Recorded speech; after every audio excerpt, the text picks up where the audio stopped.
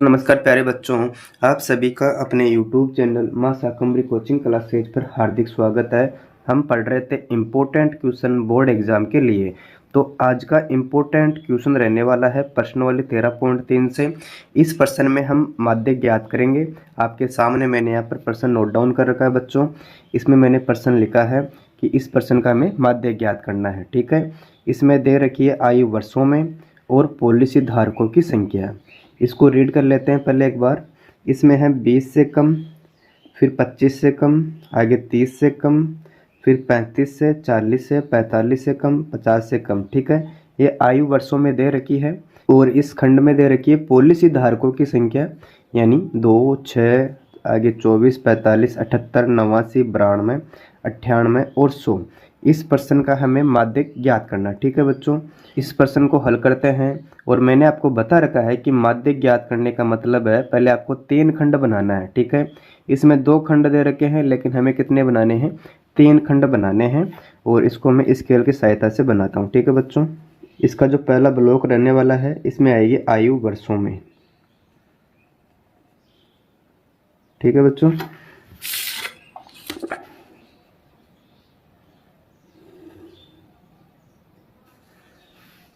और दूसरे खंड में आ जाएगा ऐप का मान। इसके तीसरे खंड में लिखेंगे CF यानी संचयी बारंबारता।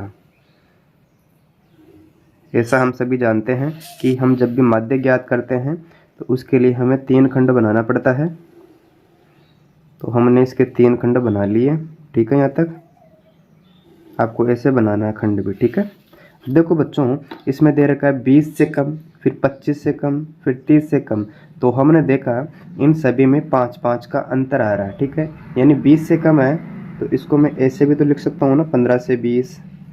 फिर 25 से कम है यानी कि 20 से 25 कर लो। अब आप इसको पढ़ो, यानी 20 से कम है और 25 से कम है। ठीक है, इसी प्रकार इसको लिखेंगे 25 से 30, फिर 30 से लिखेंगे 35, आगे 35 से 40, यहाँ 40 से 45। ठीक है, फिर 45 से 50, आगे लिखेंगे 50 से 55, फिर आगे 55 से 60। ठीक है बच्चों, यहाँ तक लिखना है।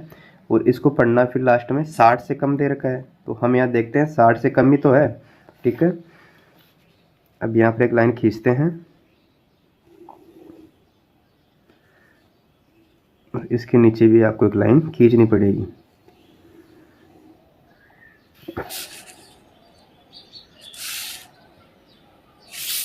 इतना करने के बाद में आपको सीधा प्रश्न में जाना है। इस प्रश्न में दिया हुआ सेकम, यानी अगर प्रश्न में सेकम आ जाए तो आपके सामने जो दूसरा वाला ब्लॉक होगा इसके अंदर ऐप का मान नहीं होगा बच्चों, ये आपके CF का मान आएगा। यानी जो इसमें मान दे रखा है वो किसका मान दे रखा है बच्चों? ये आपके CF का मान है। तो मैं इसको यहाँ पर CF वाले डिब्बे में उतार लेता हूँ। जैसे 2 है, यहाँ कितना, फिर 6, आगे 24 है, यहाँ 45, फिर 78, आगे 89 है, फिर 92 है, 98 और 100। ठीक है, तो आपको ध्यान रखना है कि अगर प्रश्न में सेकम आ जाए तो हमें F नहीं दी हुई होती, हमें CF दे रखी है। ठीक है बच्चों, तो हमने इसका मान CF की जगह रखा। अब निकालेंगे F का मान। अब F का मान कैसे निकालते हैं, ये इंपॉर्टेंट बात है। देखो बच्चों, जो CF के अंदर पहले वाली संख्या है हम उसको वैसे वैसे नोट डाउन करेंगे, यानी 2 का 2 आ गया। अब कैसे निकालेंगे ऐप? देखो यहाँ पर 6 है तो इसमें से 2 घटाओ तो कितना बचेगा बच्चों? 4 बचेगा। फिर यहाँ 24 है, इसमें से 6 घटाओ तो कितना आ जाएगा? 18। फिर इस 45 में से 24 घटाओ, जैसे 5 में से 4 गया तो 1 बचेगा। फिर 4 में से 2 घटाते हैं तो 2 आ जाएगा। ठीक है, फिर 8 में से 5 घटाओ 3, फिर 7 में से 4 गया तो 3। ठीक है, यानी इस वाली संख्या में से इसको माइनस कर रहे हैं। ठीक है, अब आगे 89 में से 78 घटाएंगे, यानी 9 में से 8 गया तो 1 बचेगा, 8 में से 7 गया तो 1 बचेगा। ठीक है बच्चों, अब आगे संख्या 92 है, इसमें से माइनस करना है 89 तो कितना बच जाएगा? 3। फिर 98 में से 92 घटाएंगे, कितना बचेगा? 6। और लास्ट में दे रखी है 100, 100 में से 98 माइनस करेंगे तो हमें प्राप्त हो जाएगा 2। और अगर हम इन सबको जोड़ेंगे तो इसका मान कितना प्राप्त होगा बच्चों?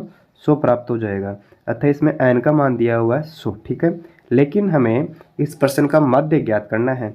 आप जानते हो माध्य ज्ञात करने का सूत्र होता है L plus n/2 minus C F, इसके बटे में f आता है, इनटू में h आता है। ठीक है बच्चों, इस फॉर्मूले को आप याद कर लेना। ठीक है, अब इसके लिए आपको किसका मान चाहिए, L का मान भी चाहिए। ठीक है, n का मान, सी एफ का मान, आगे h का मान और f का मान, हमें इनका मान निकालना है।